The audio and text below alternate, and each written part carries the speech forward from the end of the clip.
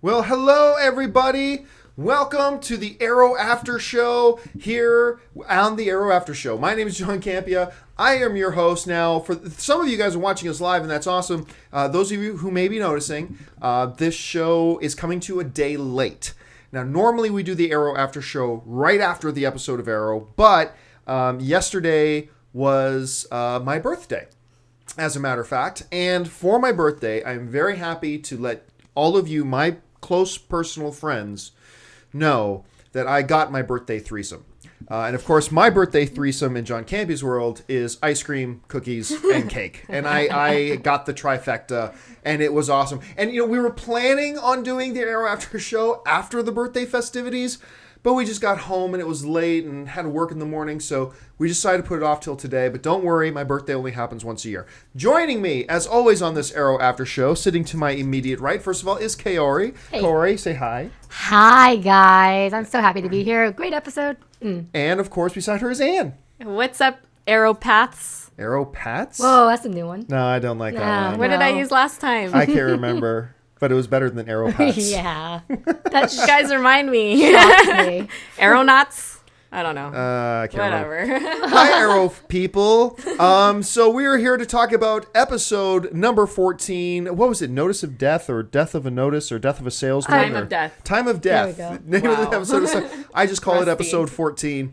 And so this is how we normally run this show down. We're going to start off by talking about the positives of the episode, then the negatives of the episode, then, you know, kind of back and forth a little bit on our overall impressions. And then we're going to take some time just to take your questions and your thoughts, if you're watching us live, on the chat board. Anne is manning the chat board right now. You can see she's got her laptop there. Womaning. She's womaning the chat board. You see she's got it there in front of her. So, but don't start putting in your questions yet. I'll let you know when it's time to start throwing your questions in there. For now, just use the chat board to chat amongst yourselves. So, let's start with this week's episode of Arrow. Let's start with you, Kaori. Let's talk about the positives, the things we liked about this particular episode of Arrow. I liked so many things about this episode that I know that I'm going to miss some things. But some on my list is I like the Felicity aspect of it, where she felt neglected and she really upped her game from just being really tech savvy to also being in the game of the Clock King war. I guess well, not really a war yet, but. And I also liked the Laurel and Ollie fight. Hands down for me, one of the best confrontations of all Arrow history. I really thought they elevated their acting skills there, and just the confrontation was phenomenal. I really love that one. Now, I want to mark this down the calendar. You are saying something positive about the Laurel character. Yes. I want us to mark that down. Okay, yes. Sorry I interrupted. Keep going with that, because, I mean, that was pivotal for me. Slade Wilson at the very end of the episode, huge positive. I mean, I can't believe they ended on that note. And also, now we know why Sid is under Sarah's wing. I like that there was a slight development of her. And I also wrote just all the acting just elevated in this episode. Every single actor did so well. So, yeah. Anne, how about you? So, my fellow archers, which is, I think, what we're settling on. Archers, is that what we're going to now? Yes. I'm sure there are other places that use archers too, but solely, who cares? We're all Arrow fans. All right. So, positives for this episode. I also want to talk about the last 5 seconds of the episode, but I want to do that last. First things first, I personally thought the introduction of Clock King was a positive for me. I like Robert Knepper. I've seen him in Heroes. I've seen him in Percy Jackson. He played Kronos. I don't know if you recognize him, honey. Oh, I didn't from that. He's in Hunger Games, so a great actor of that caliber to bring onto the show. I think that the Clock King stayed true to his comic book, the way he's written in the comic books. I'll go one step further. One of the fans tweeted me last night, and while we didn't do the after show last night, we did see Arrow last night before we went to the birthday stuff. Of course. And somebody tweeted me and said, you know, hey, John, they were trying to make sure there wasn't a spoiler, but the villain in this, I don't want to spoil anything, but the villain in this, I thought was kind of a campy villain in the comics, and I think they did him better on the TV show than they did in the comics. That's what I was about to say. And I completely, I think he was better in the show than he's ever been in the comics. Yes. Yes, I think so too. I think they elevated it. I think they brought a complexity to the character that he doesn't have in the comics by saying, one, that he's terminally ill, and two, that he's doing all of this killing and stealing for his sick sister. So I thought that actually made me have an emotional attachment to the character too. The thing I wanted to highlight about this episode, though, is that it was very female driven. Right? We had Felicity. We watched Felicity struggle and then finally at the end find her place in the Arrow Cave and what her purpose is. We saw her struggle with seeing Sarah and Oliver together and how she was going to internalize and handle that emotionally. And I think by the end of the episode, we saw some sort of camaraderie between Sarah and Felicity, understanding what their dual purposes are to be on this team, and that they're both very important to the team. We saw Sarah and Laurel go at it, and Laurel apologizing to Sarah about her blaming Sarah for a lot of her mishappenings. We saw Laurel finally having the awakening, like you said, in a very, very good scene between Oliver and her, for her to finally wake up and realize that she has issues and she needs to deal with these issues. We saw a little bit of a reveal on Dinah's character. I know she's a minor character, but we also learned about her and that she has a relationship in Central City. So I thought that was really interesting. She's dating Barry Allen. You heard it here first. Right? Cougar. She's dating Barry Allen. Cougar. Who knows? She might show up on the Flash pilot. And then who am I missing? Oh, it's Sarah and Sin and the relationship and where that came from, and going back to the island and seeing that Sin's father actually died, and before he did, asking Sarah to take care of Sin. I thought that was also very interesting. Yeah. But whereas we haven't seen any female-driven, any female-centric episodes, this to me was full of that. And to me, that took precedence over the introduction of the Clock King, which I totally enjoyed. And lastly, Moira, our favorite, or at least my favorite female of this show, truly shined at the end. She just added to the complexity and depth of her character by having that scene with Slade Wilson in it, and made me just question even more of how much she's a badass, that she either is establishing a relationship with Slade now, or she has an existing relationship with Slade, which makes her even scarier to me. Completely agree. And you know what? I'm going to start my positives where you left off with Moira. And there are several things I loved about this episode. Let me start with Moira. She showed that, you know what, Oliver? If you want to be a little bitch about all this, fine. I'm still Moira Queen. And so she was not taking Oliver's crap.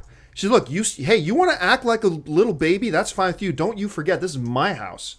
This is my place. And you're only CEO. She didn't say this, but I got the undertones. And you're only CEO of this company because I said you could be CEO of this company.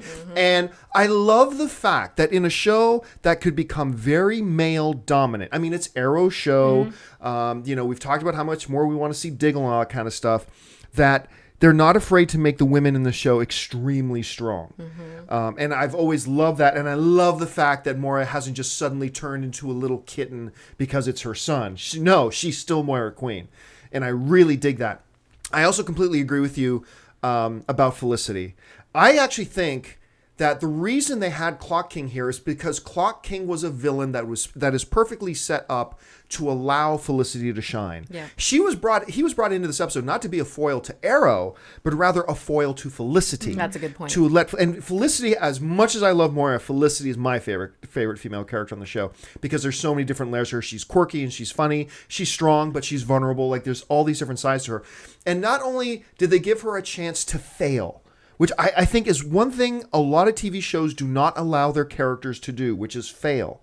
And they allowed Felicity to fail in one sense in the show because Clock King was besting her every step of the way, but then they allowed her victory at the end, and they allowed her a moment. And I like the fact that they never set it up that any of the Team Arrow felt like she needed to prove herself to them. No. It always felt like she just needed to prove it to herself. Right. And by taking the bullet, and I like how she crowed about it a little bit at the end I love, there's so many great things about the Felicity character that I love, and that was a really cool thing to see. Obviously, the crowning jewel of the episode is the confrontation, the revelation of Slade to Oliver. So I mean, good. that's just, and one of the things that made it so perfect was the way they directed the scene, the timing of it, exactly the exact moment, and how far Oliver was in the room before Slade stood up. It was all composed so perfectly. The look on Stephen Amell's face was perfect. You could tell, because we, as an audience, know Oliver. We could tell how thrown off he was. Yeah. And yet, Amell had to portray it as a guy who was completely thrown off his rocker, but completely has to hold it totally iron. Yeah. Because his mom's in the room. And the smack when they shook hands was so badass. I really loved the Lance pining after his wife thing. I loved that, to be honest with you. Some people are going to say it was a little bit cheesy. No, I liked it. And I did too, and it felt real to me. Because Yeah, you felt for honestly, him. no matter how strong men like to pretend they are, the women men care about, we will turn into puddles when it comes to the women we care about. And for him, that has not gone. And the moment that he thought he saw a glimmer of hope, he turned so enthusiastic and I happy. know. And I love the way that they didn't then just make it a fairy tale thing where he professes his love at dinner and she goes, I feel the same way, Quentin. Let's do it on the table. You know, I like that they didn't go that way and said, she's like, no, I've moved on. And now Quentin, in future episodes, I hope they don't just let this lie. I hope now in future episodes, Quentin's got to deal with this. Yeah. And move forward. I love the fact that they made Felicity. I was worried when Oliver. I'm sorry. I'm going on and on because there's so much I like about this episode.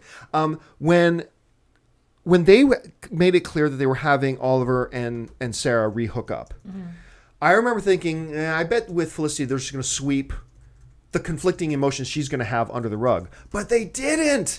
You could tell that she struggles with it. And you know, and here's the thing. Just because they didn't tell us as the audience, I believe when she said, no, it's not that they're together. Yeah, it is. There's a little bit of her feelings that are hurt because they're together. And maybe the bigger issue was it made her question her place amongst them. But I think there was a really smart subtext to that as well. And I'm really happy that this show doesn't shy away from those types of elements. So, I mean, wow. It just a really solid episode, so much good stuff. And of course, Roy wasn't there. Once again, Roy wasn't there. That's 2 episodes in a row with no Roy, and I don't think it's a coincidence that both of these episodes have been thoroughly enjoyable. So I'm not going to harp on that any more than that. So let's now talk about our negatives. And I will kick off the negatives on this one. Because one of my negatives is going to be something that you guys actually thought were positives. So this will be interesting. But that conversation between Oliver and Laurel in the hallway, when he finally confronts her, brilliant scene. Brilliant scene. That one scene might be the best acting either of them have done in this series so far. Especially Amell, because once again, it's kind of like what he was doing before with Slade. He's trying to hold the cast iron face, but you know, he is just devastated inside. This stuff with his mom is still killing him. And they showed that it's not just, you know, having to chew out Laurel that's bothering him. He's on a moment by moment basis devastated that the relationship with him and his mother is so distraught right now. And I love the acting by both of them. I thought it was great. However, we have seen Laurel confronted many times this season by her father, especially by Oliver, even by Oliver's sister, even by Thea. She has been confronted over and over and over again without an inch budged. And then all of a sudden, after one quick confrontation in the hallway, not only does she start to see the light, it's, I have seen the light! And she's crawling to her sister and begging for forgiveness and showing up to the AA meeting with a smile on her face with her dad, and everything is popcorn and rainbows all of a sudden because of that one. She's been confronted tons of times, and then all of a sudden, like, what I wish they would have done is had Laurel start a progression towards that this amazing confrontation that they had began something, and then we could see a couple of episodes go where we see her coming to the realization of really what it all meant. I would have preferred that to the, wait wait, now I see. I was blind, but now I see. That felt schlocky to me. Especially after how awesome that scene in the hallway was. Now, don't get me wrong. I'm very happy that they're at a place where Laurel is going to start to kick all this stuff. I'm very happy that they're at that place. I just think there was a much better way to get there. But that's just finding a negative within something that was already positive. It's not like it's a negative compounded on negative. It's a minor negative quip I have against something that was positive. That's it. That's the only negative thing I got about this episode. I love the whole thing about finding out the backstory of Sin and Sarah and why that's so important. It's just a solid, it was almost a flawless episode. Not the most exciting episode they've had. It's not like it was fireworks the entire time, kind of like the mid-season finale was. But honestly, that one little thing about how rapidly Laurel just, I'm in AA, I'm apologizing to my sister, all that, other than that one minor quibble I have, almost perfect. So anyway, let's go to you guys. What were some of the things you saw as possible negatives? Hold on, just a second. Dave Langer says, I think that Laurel saw the light because Oliver was like, I don't care about you anymore. Go do what you want, get drunk. That's their reasoning for it. I think that was a very powerful part of it. But once again, I wish that just broke the floor for her. And then it started the progression, say a 2 or 3 episode progression where she finally gets to the point that, show her softening a bit first, then acknowledging a few things first, and then showing up at the AA meeting and apologizing. But we have like 4 episodes left, sadly. Do we really have time to stretch her turn into help? I'm okay with the I don't know. They gave us like, I don't know how many episodes it's been. How long has she been on the drugs and on the... Probably 4 or 5. I think it's been more than that. It's been much more than 4 or 5 episodes. Yeah, it's been a lot. It was even before the mid-season. So you can give us a couple episodes for her to get, back on the wagon. But like I said, it's a minor quibble. It's a minor quibble. So what do you guys see as negatives? Do you want to go first or... are you asking me to go first? Go first. Okay. Lady first. First lady first. My negative also has to do with that scene, but it's not so much that Oliver was the one to finally break through that. It's the fact that it was Oliver, again, telling her... Okay, so here's my issue with it. Oliver slept with her sister. He cheated on Laurel, the love of his life, with her sister. So I still have an issue with Oliver telling Laurel what to do about anything, because why do you have any say in the woman's life that you went and cheated on and blah, blah, blah. And the fact that even Laurel still listens to him is mind-boggling to me. But I'm okay. Hold on a second. Let me speak on behalf of cheating men everywhere. Okay. Let me defend the cheating man. We might need to turn this camera off for a second. Okay. Let me defend the cheating man. At some point... look, he's been apologizing for that for 2 seasons, and it's like Laurel either has to accept the apology and move on, or Laurel needed to have cut him off halfway through season 1. Right. You can only apologize so many times, and at some point it sounds horrible to say it, but at some point she's got to get over it. Yeah, but they're in the gray area, and that makes it so difficult. I'm not going to deny that it's not difficult. Especially it's with Sarah difficult. back. I don't know. I still feel a little bit of that hurt, I guess, that Laurel should be feeling. Although I will say this. I acknowledge she just found out that he's banging her sister yet again. Yeah. Yes. That I got. I understood that. There is no defending. Us men, we have no defense for Oliver Queen on that. That was pretty bad timing. But my other, I guess, irk about this episode, and I've said this like once or twice before, is that we have this awesome scene where there's Diggle, Oliver, and Sarah in the cave, or whatever you want to call it, in the quiver. And the training? And they're training, and they're all topless and showing off their awesome bodies and their awesome abs. And I was labeling the scene as the abs party. But then they go from the abs party to yet another queen throne party. It's like the CW formula that they always have to have a party in every other episode. If something big is happening, there has to be a party. And there's got to be a way to break free from this like CW formula that they've set up where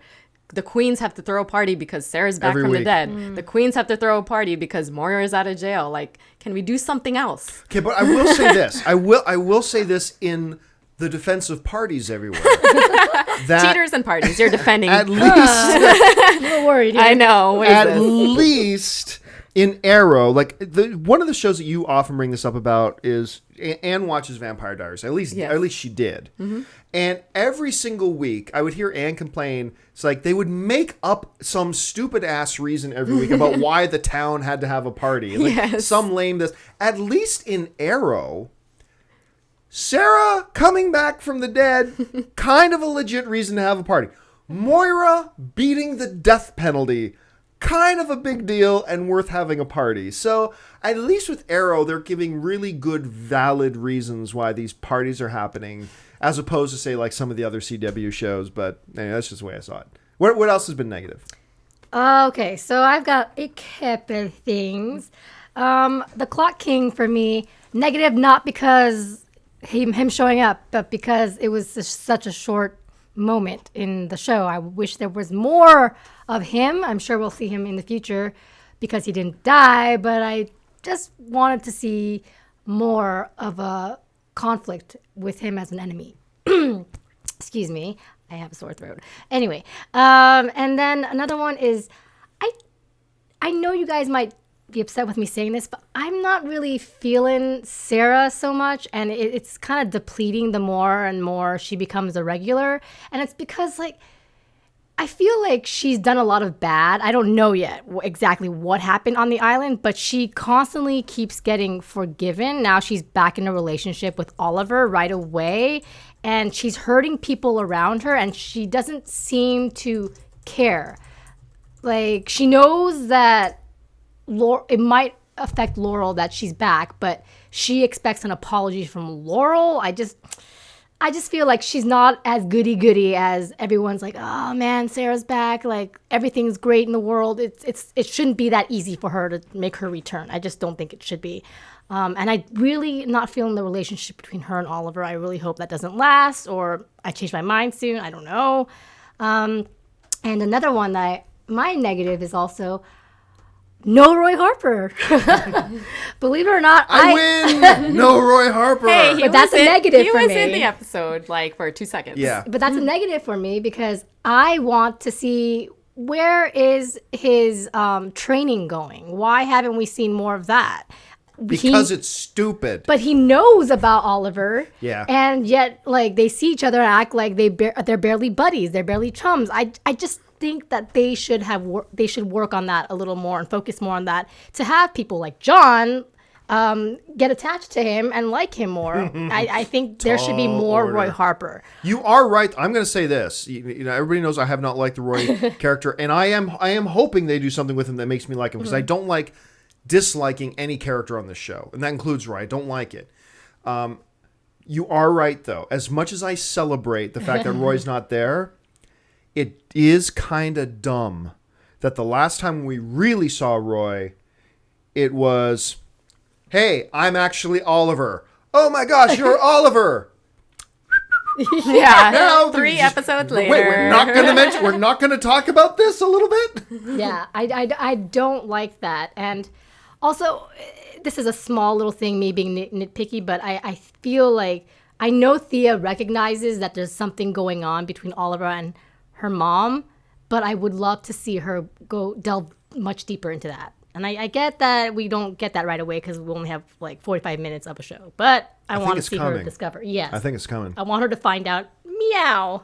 That's about it. And I think we will see Roy, though, at least from the previews for the next episode. It looks like the whole team's going to have to get together. Yeah. Including Roy. Yeah. Including But he hasn't been practicing. the Red Hood. Well, maybe that's why he hasn't been on screen, is because he's been in a park practicing doing the salmon ladder. kung fu. Maybe that's what he's doing. Oliver's busy having Nookie with Sarah now, and then Felicity has her own thing. Then there's Diggle. And it's like, Again, let me speak for men everywhere. Oliver, you have that Nookie with Sarah, because I got Corey and I actually had a disagreement before we started the show. I am actually really into the Sarah character. A lot. I think the performance being given for Sarah is terrific. I think it's hitting all the right nuances that the character should have. I believe she is distinct enough from Laurel because you have a danger of just making them sisters and having them be too similar. And I like that they're doing it really different. I like the character a lot. And I like that she's together with Oliver. I want this to last. No. I want this to last. She is the true canary. And I hope they stay that way. Well, maybe. But I hope, like you hope, I will have Roy grow on me. I will just hope that Sarah grows on you. Thank you. Let's see what happens first. All right. So that are the main points we wanted to touch. Should we get to the questions on the chat board? Okay, you guys can start firing in questions on the chat board. I should have said that a minute or two ago, but we want to spend the last few minutes here that we do at the Arrow After Show committed to your comments and observations and questions. So if you're watching us live, just jump in the chat board right now. Start firing questions. So, Anne, do we have anybody saying or asking anything? These people crack me up. You Yeah, guys are they're really funny. hilarious, by the way. Somebody, where is it? Leo Win just said Roy needs a scar all the way around his throat because we're all talking Yes! about how Leo Felicity Win. got her We scar win. in this episode and Roy still has not taken any I battle actually wounds. have a. I was gonna hood say. for you. Oh, I'll be the red arrow for you. not impressed. There's a semi-hot Little Red Riding thing going on, but as soon as you said Roy, then It's not hot it's anymore. not happening anymore. Some other statements while we get some questions in. Fabian Doden said a party for Slade for coming back. That's what we need. Wow. That's going to be the next party Yes. on Arrow. And then there was a few people. Sorry, wrong number. I think is what your name is. What a great name. Said that there's a Batman and Robin reference in the episode. And Oh, to the there disease. is. Yeah, the disease. McGregor syndrome. Yeah, that's, I believe, a reference to something in one incarnation of the comics that Alfred had, if I'm not mistaken. They're saying it. Mr. Freeze's wife, Nora, was Yeah, suffering yeah, from cryogenic status 4. That makes sense. Yep. I remember. And then Playing and Arkham then City. also Alfred also. Yeah, suffered okay, I from thought I remembered Yeah. Alfred had that. Okay. So there was a Batman reference. What else do we got? Okay, so Gorring Deadpool B Hat asks, "Do you think the Clock King's sister is Mr. Freeze's wife, as she suffers from the same syndrome that they I called out?" never considered that. I don't think so. It doesn't. No. Stretch. But it's a great, good job, like connecting those dots. I don't think that's what they're doing, but that's a really cool theory. That's a good way to connect those dots. Yeah. I'm just thinking about when I'm playing Arkham City and they have that disease. So. Okay, so next question is Sangun Bat Ochir asks, "Do you guys think Moira will die since Oliver is an orphan in the comics, just like Bruce?" I don't think so. She's too important to die right now. I think Thea would die before her. I remember we're in the TV universe. Just because they do something in the comics doesn't mean they have to do it in the TV show. And also remember, in the comics, he is an orphan before he becomes Arrow. So they've already, kind of split that way. And I think they are making her more and more important. I would look. It'll be ballsy. It'll be ballsy for them to kill Moira, and I'll respect the ballsiness if they do it.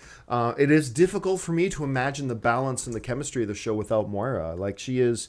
Like, Felicity may be my favorite female character on the show, but Moira is the strongest female character. She might be the strongest character on the show, period. Wow. And I would be heartbroken to see if they Yeah. killed her. But, breaking her hearts, that would be ballsy. And maybe that would, I don't know. What do you guys think? What if Moira and Slade Wilson start having nookie? What if they started rubbing body parts? You never my know. goodness. Ah. And he says, "Hello, Oliver. Call me Dad." Wearing a bathrobe and his eye patch. Oh, man. And That's if he kinda hot, says, actually. "Who's your daddy?" Oh, my gosh. That would be so deliciously cheesy. I would love it. Oh, God. All right, so the Punisher, I think it's PI or PL, asks, how many seasons do you see Arrow having? At least 5. At least 5. Yeah. No. Don't get me wrong. I'm not saying they can't go 5. I'm simply saying it's too early to tell. I mean, it's True. they just greenlit the 3rd season, which is awesome news. But yes, congratulations. yes, like it just happened a couple weeks ago that they greenlit the 3rd season. Good news for all of us. But CW is not in the business of saying, "Oh, we're going to do 5 seasons. We're going to do 7 seasons." They play it season to season, and we need Arrow's ratings to get higher. to really feel safe in that. I think not enough people appreciate how good of a show this is.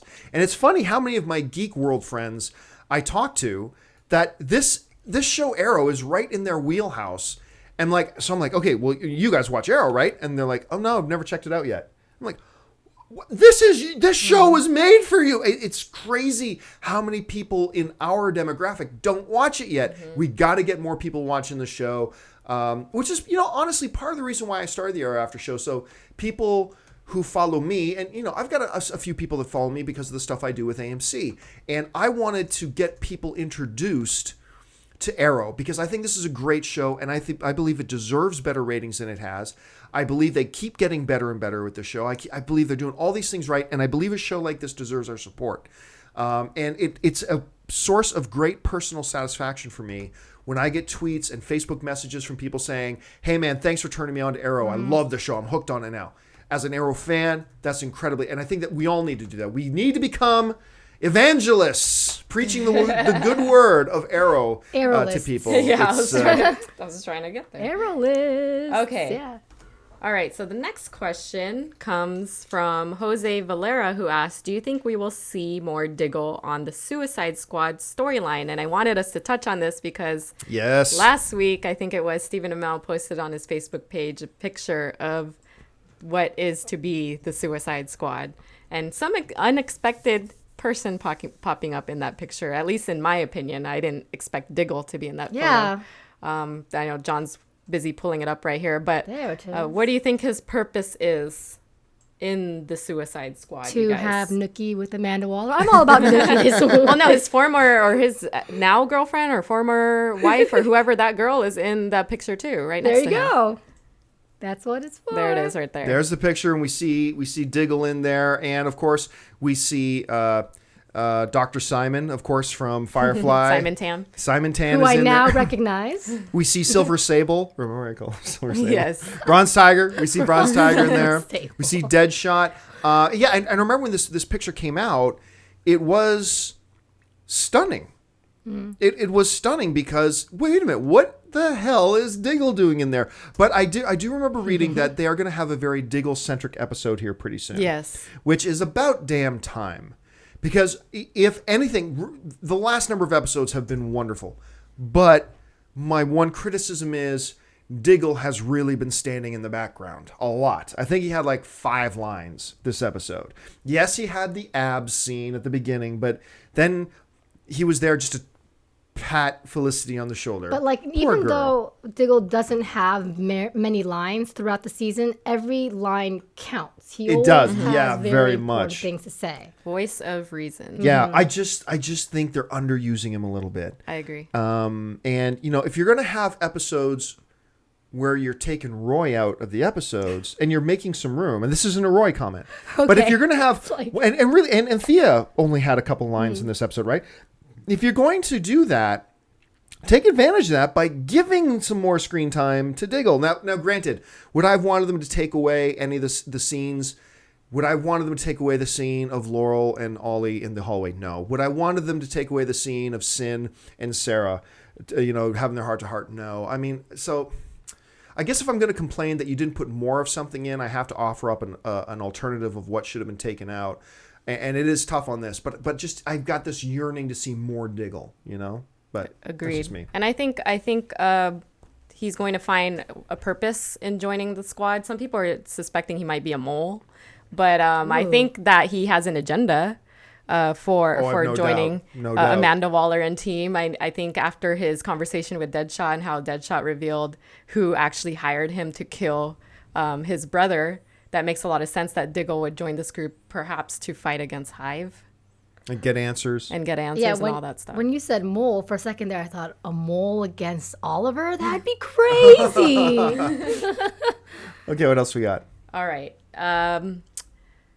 Let's see. Darren J. Seeley asks, what do you think Slade and Moira were talking about? Nookie. Yeah. You guys are awful. I was going to say business. You guys go with pleasure.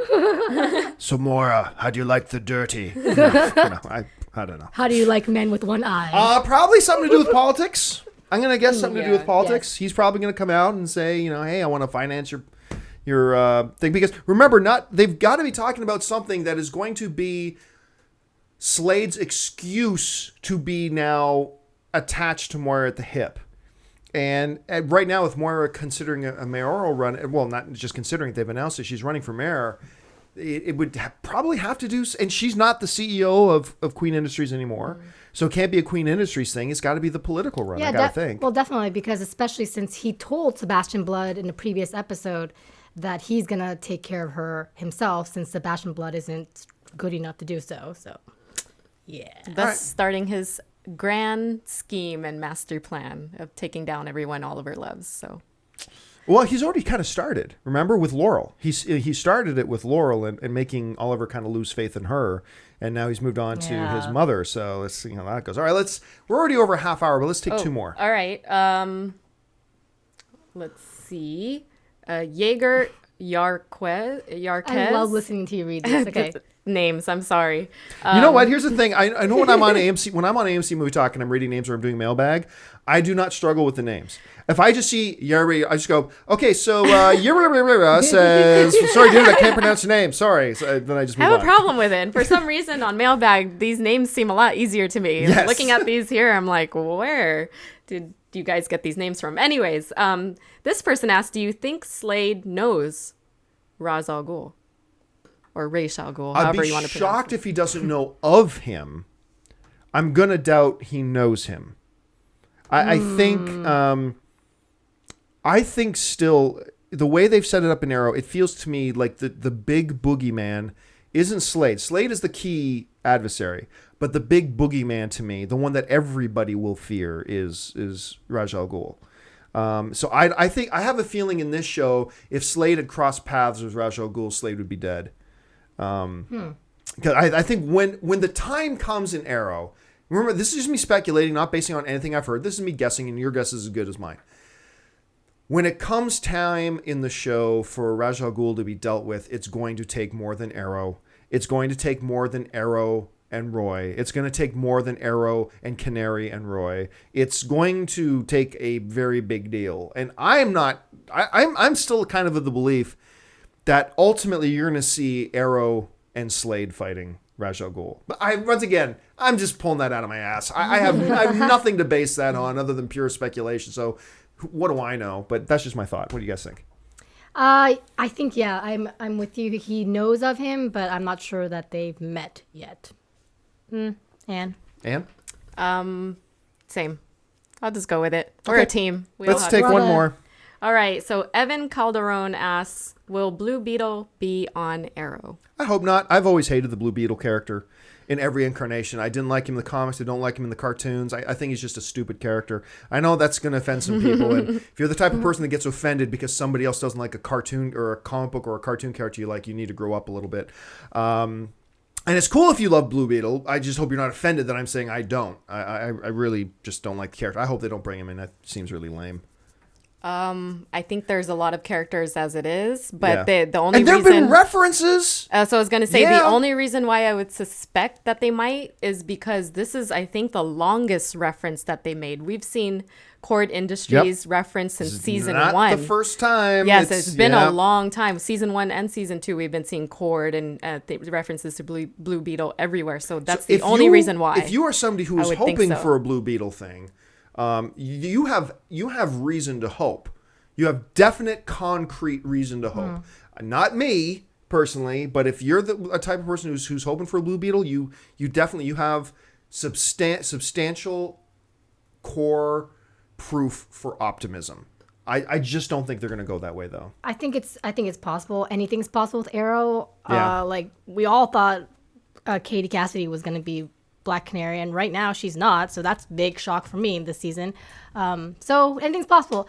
But I wanted to address this question that I saw from God of War JCD. Did you guys think that the text that Oliver got was too convenient to have him go home and see Slade? Yes, that was also a negative I had, was how quick he went and Thea wasn't even there. And Moira was like, well, anyway, I'm in a business meeting, but come meet this guy anyway. It was kind of weird.